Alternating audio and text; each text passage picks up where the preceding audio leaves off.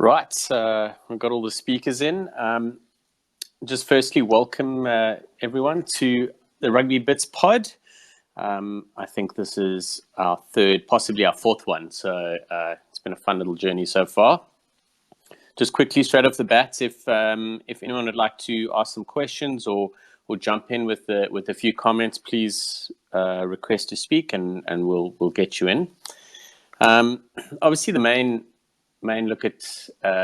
focus and everything would be the Springbok Wallaby game this weekend, but we'll just have a quick look over a few other things. Obviously, the All Blacks dominated against the RGs this weekend. I think, the three main things to come out of that was the massive hit to get the game underway. 4 or 5 seconds into the game, and then Beauden Barrett ripped up a great little bit of a masterclass to set up a try. But I think Gonzalo Bertranu with 29 tackles in a game is quite something, especially the fact that he was playing scrum off. The other obviously bit of news and everything is the Bulls dominated the second Currie Cup final of 2021 and thumped the Sharks, but we don't need to dive too deep into that. Just a quick one.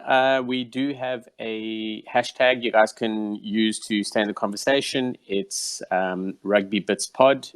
We stay on there and use that a fair bit. And then our blog that we have where we just put our thoughts down. And obviously one of the main things that we put on today was the Springbok play ratings, which we'll jump into shortly, is RugbyBits.com. So please come pop in and have a read and let us know what your thoughts are. I think, firstly we're gonna jump into the Springboks and Cooks. I'm gonna let you lead off with this. We're gonna just review, and we added our player ratings for the game on the Springboks, and the backs really took a beating. The average score for the starting backs was 4.6 out of 10. And the forwards was 5.8. So it wasn't a great showing. Obviously, we're expecting a lot more. But Cooks, what are your thoughts on the Bok performance? Yeah, evening everyone. Thanks for joining us. It was tough. It was a tough day. Tough day in the house for the Boks.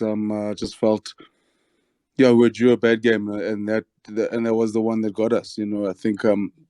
First of all, just credit to the Wallabies. I thought they were outstanding, especially in that first half. And like I said, the backs took a beating. We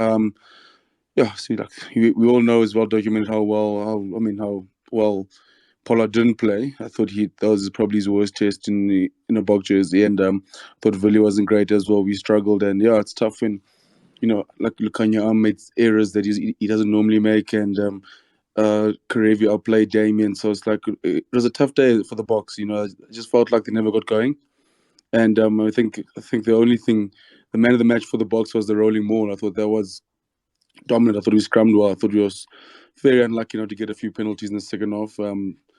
It's just extremely tough day. Obviously it's never easy losing to Australia. I mean, we generally struggle there. We generally struggle there normal time. So we're copping a fair bit of abuse from the Aussies, thanks to Keo. But that comes the territory of being number one. But tough day in the office for the Boks. Yeah, 100%. I think we've been brought back down to earth, but as you say, we were due a loss, and I think it's probably not the worst time for it. Tyler? Sorry, Sean, I think I lost some signal. Can you just repeat your question? Oh, sorry, my man. We're just going over the review of the game. I just wanted to get your thoughts on it, your little synopsis. Okay, no problem. Thanks. First of all, good evening, everyone. It's not great. Well, I don't know if it's better or worse having the post-mortem on the Monday rather than a Sunday, but I think it was a little bit of a blue Monday for the Springboks. Fortunately, they've been few and far between in the last few years. I think to focus on the Springboks side of things, I think there was a big failure almost in the spine of the Springbok team. So I consider, especially in the back line, the spine to be our scrum half of de Klerk, Fly van Pollard, Centre Lucanio and fullback Willie Leroux. And they have a particular specific set of skills, not to borrow from Liam Neeson too much, but they have such a particular talent and skill set that helps the Springbok team to be, the amazing team that it's been the past few years. Faf's, rushing up in defense. What happened on Sunday? He misses, I think, two of the big line breaks that the Australians had with Samu Karevi making meters on them. Andre Pollard, his tactical kicking was off, especially in the second half, and then we don't have to speak too much about the place kicking, which was horrible. And there have been signs, I think, even in the Lions series, that it hasn't been as good as it's usually been. Lucanio, I think he actually was quite decent on defense, but attacking-wise, there were a few uncharacteristic errors. I'm not sure what happened with the knock-on that he had in the try line. Felt like he could have dived on it. I don't know if it bounced a bit more, but that was a bit of a careless mistake, which is very unusual for Lucanio. And he dropped that one pass from Pollard quite cold. So, and then Willie Leroux he had a very good first 10 minutes, and then it just became sort of the more 2014 vintage of frustrated Willie Leroux, where he just starts scowling, throws the arms up, gets a yellow card, and it did seem a bit like shades of mid-2010 Springbok team, in that the key decision makers were just not making the best decisions at times. So I don't think it's necessarily a big issue, but it does show that when those four, especially they don't have great games, when those four don't have good games, that we are liable to be beaten. And look, Australia, I mean, we've talked about it last week, and I think most pundits have eggs on their faces, but this isn't the best Australian team, but it's definitely not as bad as some have made it out to be as well. So I think what the concern might be for future matches, such as one that's happening in 12 days' time against a certain old rival where we're playing their 100th Test match against, what happens if a team can get some parity in the forwards and not get absolutely squashed by our forwards, and if they are able to either put some pressure, or if those key decision makers aren't making the best decisions in a particular game, what happens to the team? So it showed today that we opened the gate and Australians were more than happy to walk into it and to take the win. Yeah, Tyler, it's a great roundup. I agree totally on their spine and their specific skill sets. I don't stick up for Willie Leroux too often, but I will say one thing. What really started things was when he sent that pass to Pollard. And we landed up in a bit of trouble. But I will say one thing. I think if we go back a pass, and I mean, when Pollard passed him that ball and there were three guys rolling in on him, I was like, oh, what's going on here? So bit of a hard one. But yeah, I think it's almost like we had all the gears not working at the same time, which is a little bit hard to predict and to manage, to be fair. Jared, your thoughts? Yeah, how's it, everyone? Thanks for joining us. I don't want to go on about it for too long, but I sort of agree with what both Tyler and Cooks have said so far, that Cook's saying that we were sort of due a bad game, and Tyler going on that it was sort of our backline spine that failed us. I think one of the big reasons we ended up on the wrong end of the scoreline was Australia's ability to win key moments in the game, and those key moments are what hurt us. In saying that, like the penalties, or capitalizing on the penalties when they did come our way, I think we were a bit too shy to go to the touchline, and we were concerned of racking up the points and taking penalties when our Rolly Moore is firing and kicking it into the corner and been bullish and trying to go get that another 7 points or 5 points would have been a better option. So yeah, like I said, on Sunday we the Springboks played badly and we just lost by a penalty. So the best teams in the world are able to play badly and lose, and we weren't play badly and win. Sorry, and we weren't too far off of doing that. Yeah, I must say there was a moment, maybe about 20 minutes to go, and I thought, no, we're going to make a little bit of a comeback here, and we started clawing our way in. And when we went ahead, I thought there was no ways. You know, we've been on such a long journey since 2018 that we'll be good enough to push it, but obviously not. I think, you know, we'll probably jump straight into the Wallabies, and I think Tyler, you can lead off on this, but you know, they really, if outside of South Africa, if you're not South African, we really feel that they caused an upset. Besides the obvious, I mean, there were two main points, their pack and Quade Cooper, you probably feel, but where did the Wallabies really do well? Where did they win the game that we didn't expect for them to get involved in? I think the first and the main thing was I mean, it's a little bit tough to sort of maybe express, but while yes, our forwards were better than their pack, especially we saw in the rolling maul and the majority of the scrums, the Australian pack didn't sort of die off. They were still competitive. They obviously they won, just like Jared said, and Jared put it earlier. They won the big moments. So the two major scrums at the end of each half that that led to 6 points basically happening were because the Australian forward pack stood up to that test, and it wasn't just only this set of props; it was both sets of props that were able to do that. They struggled with the rolling maul for sure, and they did concede 3 tries. But there were some rolling mauls that they were able to stop legally as well at some stages, and someone like Matt Phillip was able to get in there and get in between. So they were able to get at least some sort of parity in the forwards.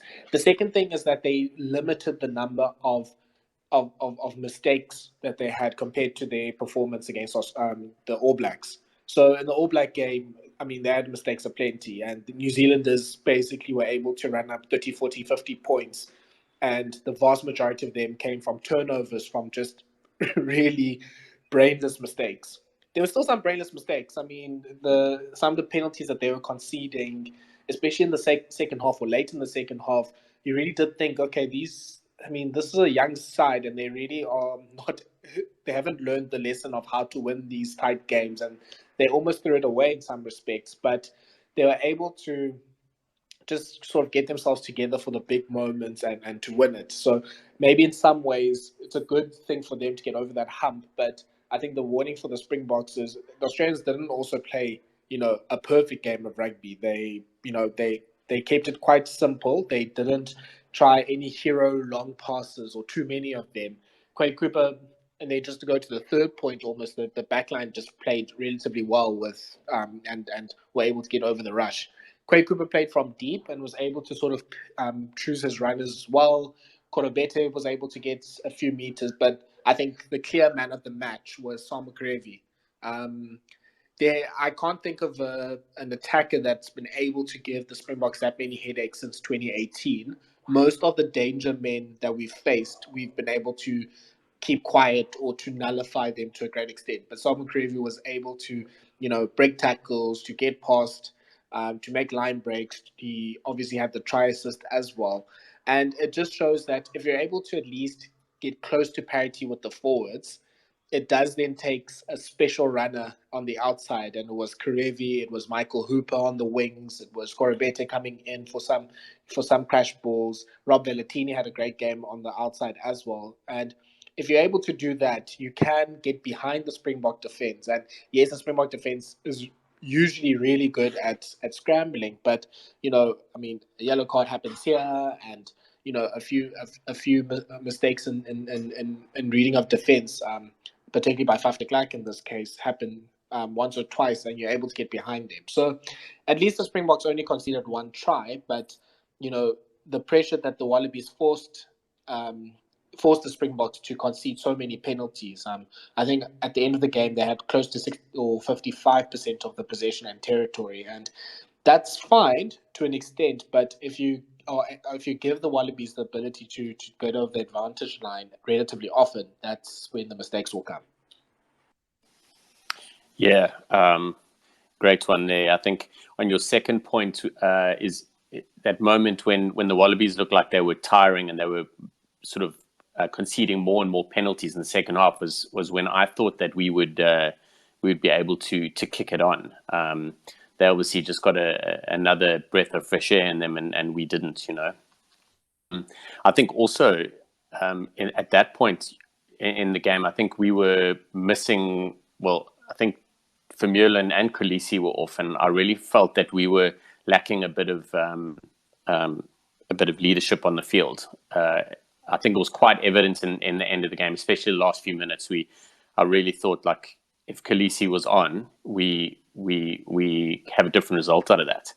With regards to your third point, I also feel, with our rush defense, you want the guys, they're not always going to make that tackle, but they're at least going to slow the guy down. And I think twice we didn't. I mean, Karevi, when he cruised past de Klerk, he was not slowed down at all. And then also when Michael Hooper, de Klerk again as well, funny enough, out on the left, he missed Hooper, and then that's when Willemse was forced into making the big hit, and a great one at that. Tyler, you want to add another something? Very quickly, something else that maybe I should have mentioned earlier is that the Wallabies, I think the honest truth is, and because of obviously the history of the last 5 to 10 years, the Wallabies just aren't that scared of the Springboks. And it's not because that we're not a good team, and it's not that they disrespect us as world champions or anything like that, but there's so much emotional scarring that they have with the All Blacks that they just don't have with South Africa, especially when they're playing at home. So I think the difference in approach and mentality that they had last week, on Sunday compared to last week, was worlds apart. It's as if last week they were just sort of cursed into just, we're so scared of the All Blacks, they put 60 on us. And then this week it was, actually, I mean, if we play, we might get a win. And, we've beaten the same or a large portion of this group before in 2018. So it's possible. So, yeah, there's just something about I think it's a styles makes fights things as well. Like, we can't quite work out the Wallabies because they sort of play this clever rugby. They avoid the contact. They did some dirty sort of, like, not dirty, but like they, I think it's called shithousery. They were blocking our runners. They were pulling us in the rucks and all that sort of stuff. And it just gets under the Springbok skin. And they're just really good at that against us. Yeah. And they've also got a lot of dog in them, But yeah, I like, kudos to the Wallabies. They, their tactics, and I maybe put them in inverted commas, but when they were blocking our runners up for high ball chasers, like it hampered our game, and we never got around it. So, well played to them. Things will change, and there's no doubt about it. But yeah, good one, Jared. Yeah, I think Tyler and you have made some great points already. And I do agree with a lot of it. I think Tyler rattled off quite a good number of players that could have been man of the match for the Australians. I thought Michael Hooper was fantastic, and it's about the fifth game this year that he's been fantastic. I think he's in career best form, and which is a ridiculous statement to put out there considering how good he's been over his career. But it sort of felt like to me that he was man alone against the All Blacks in the last 3 games, and everyone else sort of just pitched up with him this on Sunday. And I think one guy that sort of went under the radar, but Isaac Rodder, I thought he had a very good game, and the kind of game that we get from Franco Mostert, where he's doing your hard yards, your dirty work, and he doesn't really get the kudos he deserves for it. And the same can be said about Matt Phillip. He was a little bit more in the view because of how he was attacking our driving moors and trying to stop it legally or illegally. So, yeah, I sort of felt that the Australians had the kind of game that we had against the All Blacks in Wellington, the highest scoring one. I think it was 33-34, 32-34, where they sort of took their chances and they took them well. And we just didn't capitalize on our chances. And yeah, sort of an off day for us and an on day for the Wallabies. And every chance they had, they took. And yeah, I think a lot of credit also has to go to Petrus du Plessis. He's a very young coach with the Wallabies, but he was an experienced player. He spent a lot of time up north, and he's worked with a lot of South Africans, with Saracens, and I think there were a few at Glasgow as well. So yeah, the scrum is always a hot talking point, and you sort of he got his men to paint the right kind of picture to the referees, and got on the right end of quite a few calls where we normally would be dominating.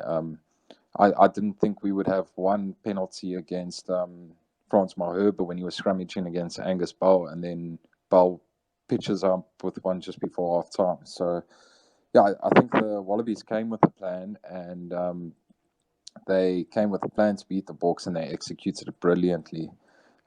We talk about the All Blacks and how you stop their backs from scoring so many tries is you cut it off by the source, by dominating them up front.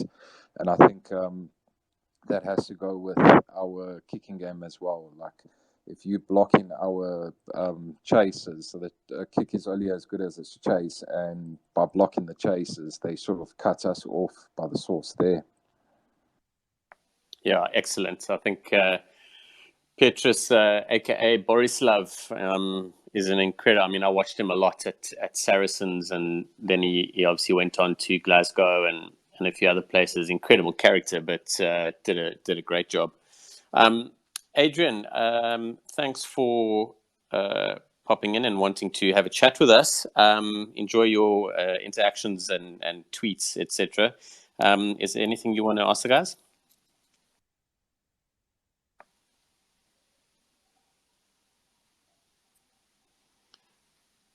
Okay. While we wait for I was going to say he's still on mute. Maybe yeah, he hasn't muted himself. No worries, Adrian. You are still on mute, but I'm just going to jump over to you, and then you can. There we go. Sorry, Sean. I'm back. Can you hear me? Back. No sorry, stress. but I did. No I stress. was on All mute. good. So Jared actually stole the words out of my mouth. I was going to just say, you can see the influence that Petrus has had with the scrum, and I think notably with Angus Bell. So yeah, I just want to, reiterate that. And in the short time he's been with them, and you can see, obviously they weren't totally dominant, but I think they'll go a long way. And if they get a few big guys back in the second row, like Will Skelton or Coleman or the Arnold brothers, anything's possible really with that Aussie scrum. So I think they'll improve. Also, I just wanted to say about, I thought another one of the Wallabies who actually had a really good game was Lachlan Swinton. Lucky Swinton. I thought he did exactly, and I've always been a bit critical of him, but I thought he did exactly what was required as a blindside flank. I don't know what everyone else thinks, but yeah, I thought he had a fantastic game. And it's a shame we didn't have Peter Steff there to sort of come up against him or match up, because I think it would have been a good battle. I actually think we missed Peter Steff anyway in that kind of encounter. As good as Franco is, he just, unfortunately isn't Peter Steff du Toit. So, those are just two things I sort of noticed from the game on Saturday. Great shout, and thanks. And I know Jared and I spoke a little bit after the game, but even though Peter Steph's injured, but we thought that Elstat would probably have had a good game on Saturday. It was his kind of a game. Kutle, apologies for the delay, my man, but your thoughts on the Wallabies?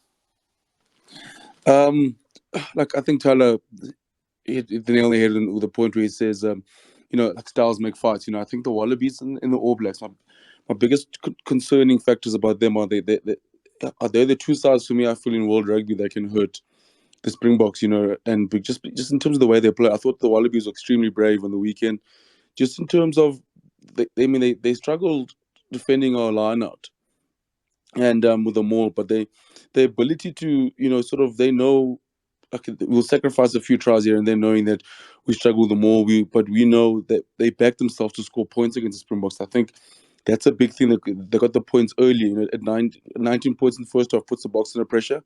And I do think the Boks are better. We're much better when we have the lead.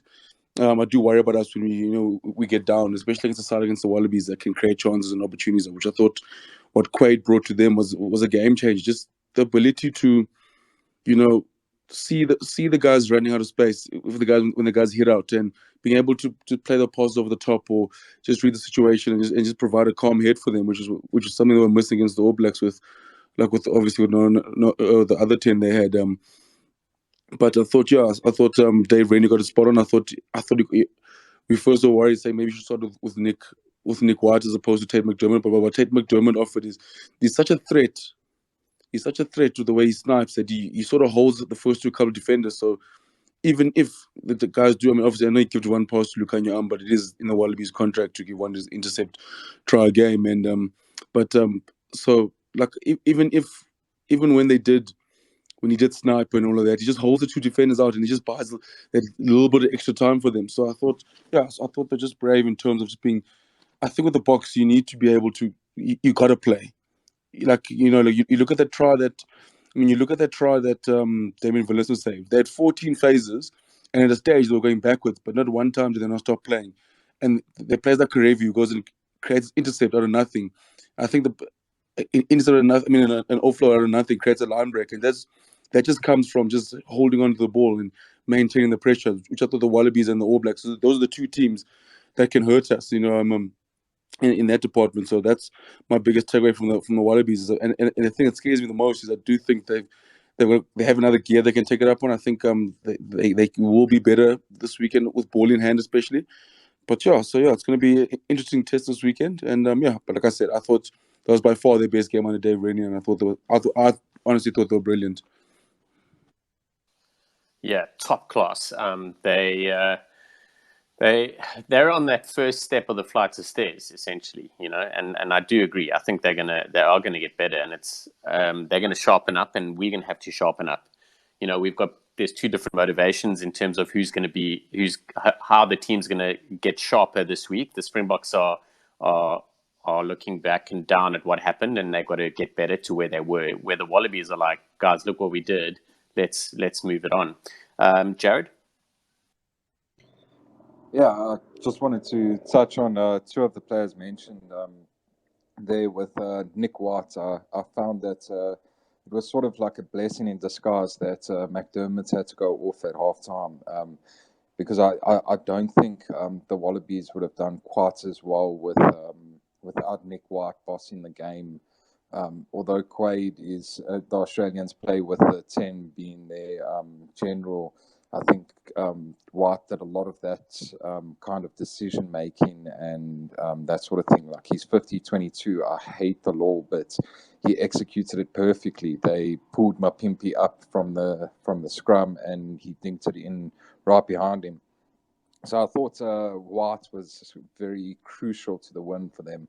And then just touching on Adrian's question, comments on Swinton, I also thought he had a very good game. It was sort of like a coming out party for him, and it was the kind of game that suited him playing against the Springboks. I think the only way I can think to put it is he's like a gnarly bastard that you don't really want to play against. He's going to smash. He had every opportunity, whether it's with arms or without arms. So, yeah, I think we did miss Peter Steff as well. And, yeah, like you mentioned, I said it would have been a good game for Reinhard Alstad, and I can hear Tyler's eyes rolling as I'm saying that. But, yeah, Alstad, it would have perfectly suited him. I think he would have combated him a lot better than maybe Franco would. But in saying that, Franco really didn't have a bad game. He had a busy game, as he normally does. But I think we could have used an extra Evan Etzebeth, Reinhard Alstad on the side of the scrum. Yeah, 100%. I think we needed a bit of Nolly bastard. Great shot. Just on the on Nick White, I spoke last week and I was like, he has to start. And especially with Quade Cooper, I really thought that Nick White had to start. And flip, he was properly charged for that game. I'm a big fan. I really rate him. And he really, really came to the party. And I agree. I think his influence on that game was massive in their victory. And just what he did on the final scrum to win the penalty alone, I mean, shows you what type of a player he is. Okay, Jared, you're up again. Now, the big questions and the hard ones that we need to have finishing or sort of ending off here. But what changes, if any, do you feel that Nienaber must make? Do we need to make positional changes, or do we need to make tactical changes? Is it maybe another case of having a conversation with the officials about what's happening here? What happened with the scrums? We were dominating but got penalized, or they're shielding the players. Why are these things not picked up? Yeah, I don't think we will have too many tactical changes. I think our approach to the game is pretty well set, and our coaches have sort of made it pretty clear that this is the way we play, and we're out there to win test matches, not to entertain the rest of the world. Like Springbok fans are entertained by our victories. So I don't think there will be too many tactical changes. The only way I see us having a major tactical shift is if we have Alton Yankee starting. And I highly doubt that's going to happen for this game. I do think we are going to have some changes on our bench. I could see either Jasper Visser, Quokka Smith or Marco van Staden dropping off of the bench, and we're getting a more a second rower onto the bench. So yeah, we could lose probably two of our back rowers on the bench, and we bring in Niku Jans van Rensburg or Reinhard Alstad or Achia Snyman. I'm not too sure about the situation around Achia, but yeah, I think we'll get a more taller timber in the second row on the bench, and I think we might have a fly half come onto the bench as like a reactionary change. So yeah, I think that's where the changes will be. I'm not too sure what's happening with Lurtiaga, but we may well see another change there. If Lurt isn't fit, we see Franco slip back into the second row, and maybe we even start with Quokka Smith, Dwayne Vermeulen, and Sia Khaleesi. So, yeah, I think there might be one or two enforced changes, and then obviously someone like Colby will be fit for this weekend, so we'll probably have him back. Very interesting that you say we're going to have a fly on the bench, because it leads quite nicely into the last part of the last sort of set conversation that we can have later. But before we get there, Kuhle, any changes? Yeah, I think Jared touched on the big ones, and he said, yeah, I think one of the three fetchers won't play this weekend. I won't be surprised also if maybe we see even Jasper getting a start, or then Dwayne shift to 7. I think could be something like that. But also the Springboks aren't. They've never been known to be reactionary like Jacques and Rassie. You know, I mean, they're sort of the guys who, you know, they have a plan. They know last week didn't go as well, so they won't panic and feel like they need to make 4, 5, 6 changes. I think they'll tweak things up a bit. I think, yeah, I do think the bench is where it let them down a bit. You know, especially those 3 fetches. They didn't have the effect that the coaches would have wanted. But yeah, I think they'll tweak things up in the bench, and yeah, no, and I won't be surprised. Yeah, I won't be surprised the starting side is the same, and then yeah, and then just tweak the bench and go from there. Very interesting. We all rated the bench quite highly. Obviously, different roles need to be played off the bench, but be interesting to see what happens. But I think it's probably more a tactical space in terms of what we require. But just food for thought. Jared, I believe you want to have add a little bit more input. Yeah, it's not really an input. It's just a shout out to Madosha over there. Well done on beating the Sharks and winning the Currie Cup this weekend. Haha, great one. Well spotted. Tala, okay, you're up. What changes would you like to see, if any, and positional or tactical? So I think I guess we'll discuss the bench split. So let's sort of go on the assumption that we keep it to the 6-2 split for the weekend. Like Cook said, I doubt, apart from either Colby coming back and or a replacement for Lodioche, if he's injured. It looked like he might have popped a shoulder or something like that from trying to tackle Karevi.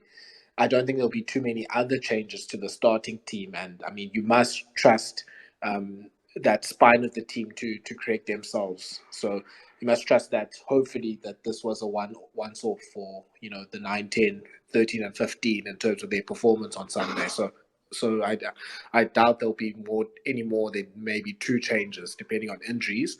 I also, if I'm not mistaken, I mean, I know Etzebeth did finish the game, but he also had a bit of a maybe just a stinger from when Lucky Swinton also hit him with no arms. So I don't know if he might be also a bit of a concern. With regards to the bench, yeah, I think Sunday showed us that we probably should have had more variety in that in our forward reserves.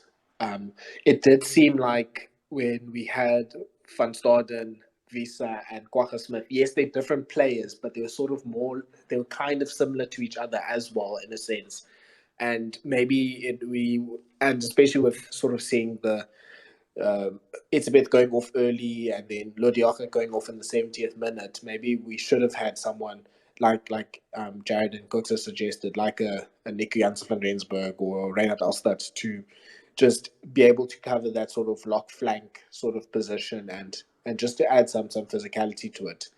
If we do need to make a change in the loose forwards as a result of Diaco coming off, I would say that Alstad would be sort of the best choice to temper sort of the Swinton type of impact. And yeah, I think it'll still give you sort of that line-out option and still make sure that we have sort of 3 potential jumpers and lifters are still tall and all that sort of stuff, because the Australian line-out is something to go at. And I don't think apart from early in the game, I don't think we did a good enough job of putting pressure on Falafel Inga, because he's not the best thrower. So you can have someone like that, maybe someone like Jean-Luc Dupré. There's an opportunity for a hero to be made here. I would sort of stray away from playing Kwagga and Jasper Visa and that loose trio. But I don't think, I think you can still get away with it, but I would try to go for sort of a lock flank hybrid again in that number 7 position, because yeah, it just gives us a little bit more options and variety with our pack. But yeah, I think in hindsight, the 3 loose forwards were a bit of a mistake. And yeah, hopefully we'll see. I think there was a bit of a tactical mistake in subbing off.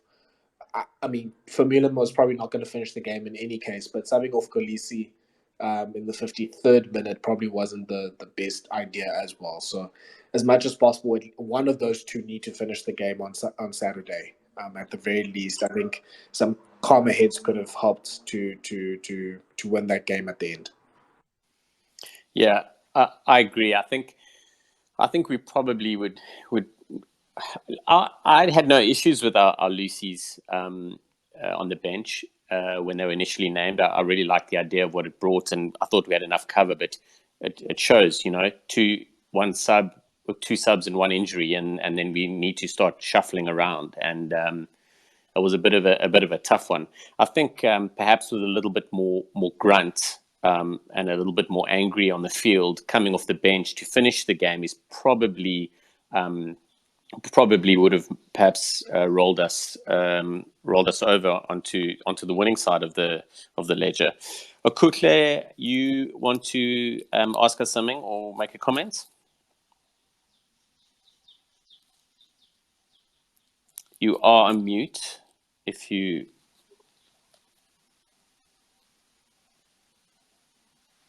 Okay, just wait until you come back online. Jared touched on it really nicely in terms of having a fly half coming onto the bench. Now, I have so many questions around that, Jared, but quickly, you're going to lead off with this for us. It's more going to be around the question in terms of are we going to maintain our 6-2 split? Or do you perhaps think that we need to kind of change things up a little bit, or happy to go with the same and just do personnel changes? I think I don't think the 6-2 split was I think was the issue. I think it's the players we had on the bench with that 6-2, obviously. But I think the big reason why it didn't work was the injuries. I think that's when the sort of things come back to bite you, where you're thinking, man, if you had maybe another lock on the bench. But the 6-2 split has been good for us, but I do think what makes it work the best is when we do have that option of having two locks and a flank. So you're almost going, we're almost sending out a second pack, and giving our locks, especially when we had Archie and Franco Mostert coming off the bench. I mean, that was a big game changer.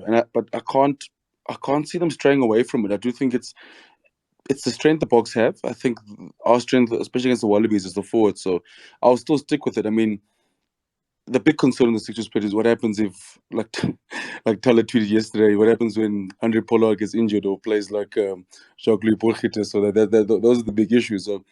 So that's what I feel is the big difference, with that 6-2 split. It is dependent a lot on Pollard, because I do like the idea of having the utility back. And I think in the idea of having an extra.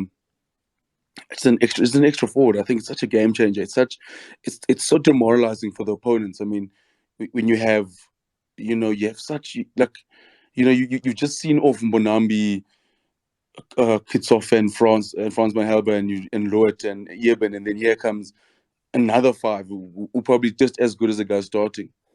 So so it's going to be interesting to see what they do. But I'll still stick with the 6-2 split, especially this weekend. I think against the All Blacks, I would go with a 5-3 and have a second 10 of the bench. I think against the All Blacks, you might find yourself in a situation where the game is 25-25 and you got to chase it a bit, and that's when you need someone like either Morné Steyn or Elton Yankees.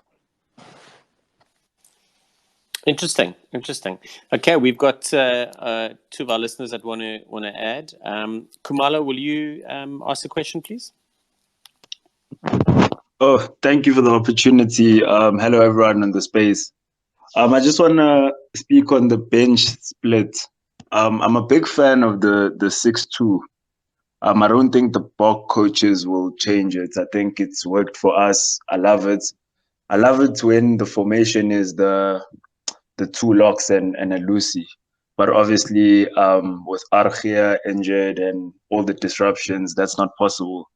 But I remember in the Lions series, I expressed this in one of Tala's spaces that Pollard's kicking this year, because I even watched, I think it was the final when he was playing for Montpellier, when he came on as a sub. It wasn't off there, but I was like, okay, he's fresh from injury. But when he came back for the Boks, I also like sort of like questioned his kicking. And then I was like, we do need, it's either we sacrifice Damian Willemse for Frans staying on the bench, or we go for the 5-3, where we sort of like have a kicker on the bench for insurance purposes, just in case Andre Pollard doesn't have the best of games. And I was arguing with someone, not really arguing, but debating, and they were like fuming, like, why are we trusting Pollard? I was like, there's no way the Bok coaches aren't going to trust Pollard. He's done very well. We all trust him with the boots, but he's currently not on form when it comes to the boots. So I do feel like he sort of like needs help, because with the 6-2, I don't know who said this, but they're right. We heavily reliant and putting a lot of trust on Pollard with the 6-2 splits. We're expecting him, first of all, to finish the game, and we're expecting him to probably have 85 to 100% kicking accuracy with the 6-2 split, but that's currently not happening. Even in the Lions series, he missed a couple of kicks, and we were just lucky. I feel like, especially with the third test, with the Lions going for the line instead of the kick, with Pollard missing a couple of kicks, we were kind of lucky to win that series. So I don't know if it's Willemse who's going to be sacrificed or we go for the 5-2, but I do feel like Andre Pollard needs a bit of support, or insurance rather. That's what I have to say. Thank you. Well, thanks very much. And 100%. I think, the big thing is around, obviously everything was highlighted around Willemse missing the kick. But when he came on and played, he didn't really put a foot wrong, and he made an incredible tackles. It was a great read and a great tackle. But, it boils down to, Elton Jantjies is probably the best and the most accurate kicker, barring Morné Steyn. So, we've got to look at that. And Jared touched on it about bringing in a fly-off, but we can't have Morné Steyn or Elton Jantjies in on a 6-2 because they don't cover enough. So we'd have to make other personnel changes in the backs, which will be quite interesting. But it's great food for thought. Thank you, Romeo. You wanted to add something? Thank you for the opportunity, and good evening to everyone and the listeners. I have a question here. I'm not sure. I've watched Springbok from years to years, and one of the biggest things that we loved about the Springboks was always, the way we kicked, the way we always went to get as many points as possible as we can. I can go back to the Rugby World Cup, if I'm not mistaken, in 2007 against England, where the difference was the kick at the end of the day. And even in 95, if I'm not wrong. But then my question is, what is the biggest disadvantage we would face if we were to sacrifice Pollard for a certain game? If we're going to face New Zealand, they know exactly how we're going to play. We're going to use our strengths, by all means, in the 6-2 split, definitely. But then you always have to have like a rabbit from somewhere, just a surprise, like the way we played in our latest final, where England really, really make sure that they're going to try and defend us as they've watched us throughout the tournament. And then we played a complete different game. So if we were to sacrifice Pollard for a certain game, I don't know, what are the biggest disadvantages we were to face as a team at the end of the day?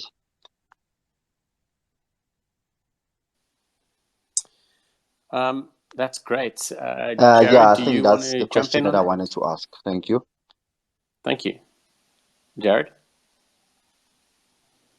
Yeah, I think Tyler wants to touch on this one as well, but I did mention it earlier that I think our attacking game is developing, but the Springboks have a way of playing, and I don't think we're going to deviate from it anytime soon. I think we can beat any team with the way we play.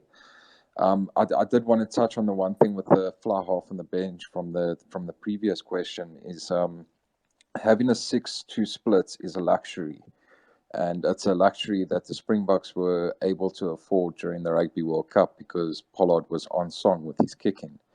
Now, we took out an insurance policy in the third Lions test, and we put Mornay Steyn on the bench. But yeah, we've seen now that we probably should have had that same policy in place this weekend.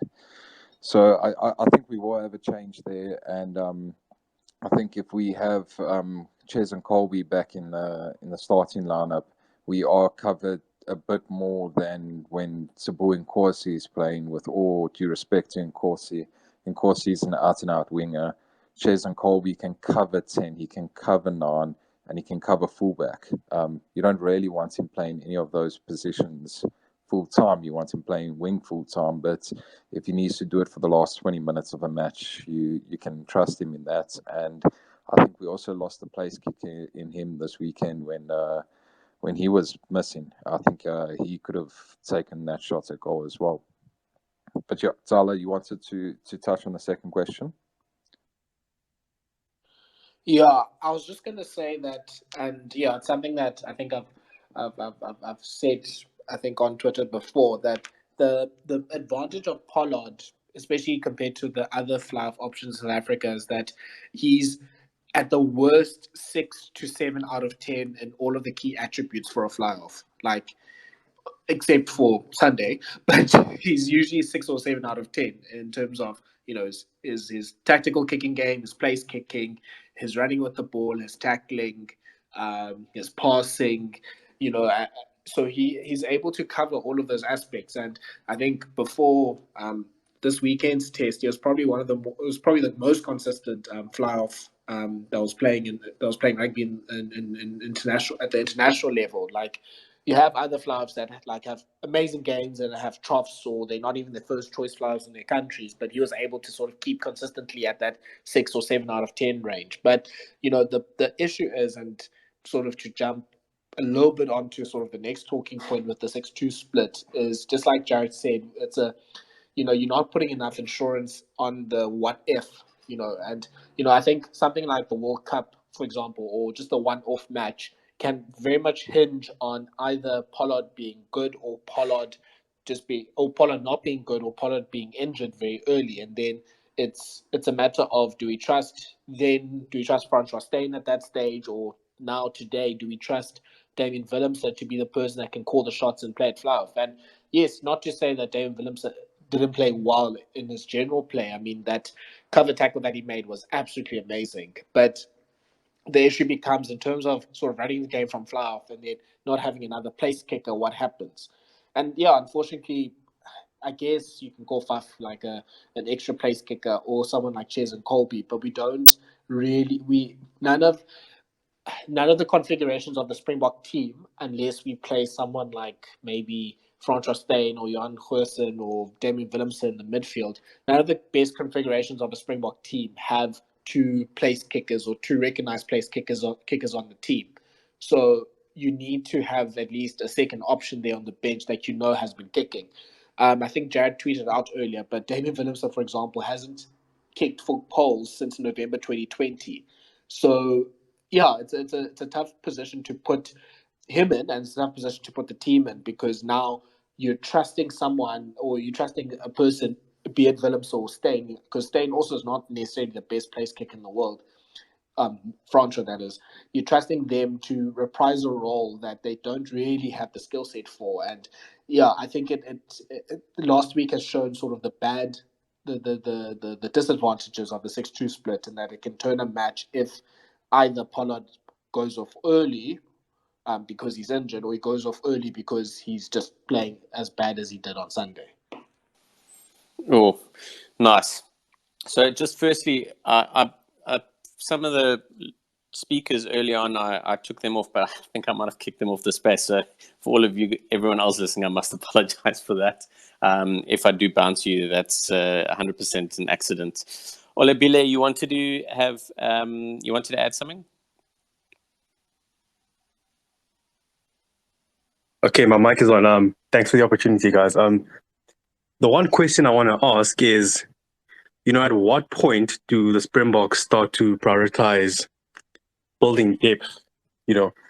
Because one thing I worry about is that from the World Cup, we've really struggled with the issue of depth. I mean, In this instance, we've got a lock, Arjes Sneeman, and a loose forward, Peter Steve Vitoy. And, the team's balance, just goes to shit, basically. So at what point do we start saying, look, we need to build depth? Because if we're not going to do it this season, next year doesn't leave us with too many games before the World Cup. And because of how the log currently stands in the Rugby Championship, would you guys be happy seeing, a bit of an exercise where we try and build depth over maybe winning? Thank you.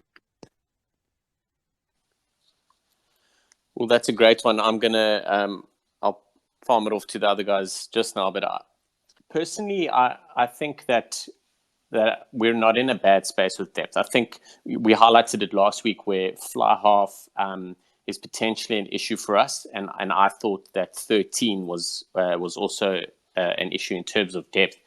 But if you're looking at like the other spaces, I don't think we're in a bad place. We've unfortunately had to, and a lot of the world, but we've had to kind of rejig our plan because we missed out on the June tests, and we really only had one test leading up to the British and Irish line. So we were basically in like Rugby World Cup finals mode we only had one game in between the Rugby World Cup final and then when we were in Rugby World Cup finals mode for the 3 tests against the Lions. And then we had 2 against Argentina, which we really needed to win so we could put pressure when we were away now. In terms of how we're going to manage that sort of space, I really don't feel we have a problem with the pack or the forwards. I really don't. In terms of, I think we got to find our balance. I think that's where we probably, are struggling, that we haven't spent enough time working with guys in the right spaces. If you look at what happened with Kwagga in the first test, Ninoba came up and said he got it wrong, and then Kwagga Smith came back and showed what he can add. So I always say this, but we're so used to our coaches. If you look at our previous coaches before Rassie, we've got very much a square peg round hole mentality where this is your job as an 8. Yeah, but I'm not built like that, and that's not my skill set. Well, tough, So I think we're in a good space with our loosies. I can't believe how many loosies we churn out every sort of generation, and it's a great space to be in. But I think the balance needs to come right, as opposed to looking at what's going on and bringing the players in. I think we've got that, but yeah, I'm not sure who else on the team wants to jump in and add on that. Yeah, sorry, Jared. Jared, you can go. Yeah, so I think we have built quite a bit of depth already this year, bringing guys like Apalele in, bringing in Roscoe, Jasper Visser as well. I think Kwagga Smith has grown a lot as a player, like you said, Sean, since he was included in the 2019 Rugby World Cup squad. And we touched quite a bit on the scrum halves last week, so I won't go into them. But I think we're at a space where no one is going to get a test start or even a place on the bench if they're not mentally prepared and physically prepared to take on test rugby. And I think early injuries will enforce that. I think with our forwards, we didn't quite get it right this weekend, but I think our front row depth is incredible, and guys like Vincent Koch sticking around and playing the way he's playing, and he's our second or maybe even third choice tight head, and he's playing the way he is, only further underlines that. So yeah, I think guys like Similani will come back into the team when the board coaches feel it's the right time for him, and I think he can also grow a lot more playing 2 months in the URC. Than I think he can grow more there than in the Springbok squad, and they sort of making those decisions on players as individuals and not as a whole, and getting a whole lot of young players within the squad and just training with the squad and not actually playing. Yeah, 100% agree with Jared. But I also think with the depth thing, I think the biggest thing has hurt us is injuries. I mean, we had no Dwayne at a stage. I mean, like at the moment, we're dealing with no Archia, no Peter Steff. So I think when you're fully fit, I mean, depth's not an issue. So I think it's great to see guys like Nico Jans van Rensburg he's still in the moment, can't get a game, and the likes of Elster can't get a game, and there's so many loosies. I mean, like you look back at home, the likes of Evan Roos, and there's players like that, the likes of Eric Lowe, who can't even who's still the guys coming next. I mean, Ron Nokia, once he gets in the squad, he's not leaving the ball squad anytime soon. I mean, he's a fantastic talent. So we do have the players at lock and at flank. So I think, yeah, injuries is a big thing. I think injuries has hurt us this year in key positions and in key times. But I'm not worried about the box depth. Like you said, I think Shawnee hit the nail on the head saying 13 is a worry. We don't know who's next. I'm sure Lionel Mapu wants to do a more like style return or the way he played on Saturday. But you know, I mean, there's lots of guys. I think, there's lots of other positions where you find it. I think 13 is the one where we obviously were struggling at, and 10. I do think you have good depth at 10. I just think the thing with 10 with the Springboks is just that Andre Pollard just fits in like a glove the way the Springboks want to play. So in order for, like I've always said, someone like Alton Yankees, unfortunately, the way he plays is you almost got to sort of hand him in the reins and everything's going to be running around him. Unfortunately, that's sort of the box play. So that's why he always struggles. I mean, Mornestein sort of is a like-for-like replacement for like someone like Pollard. But yeah, I'm not too concerned on our depth at the moment. I think that when we're fully fit, I mean, we still got. I mean, we got the best two packs in the world when you're fully fit.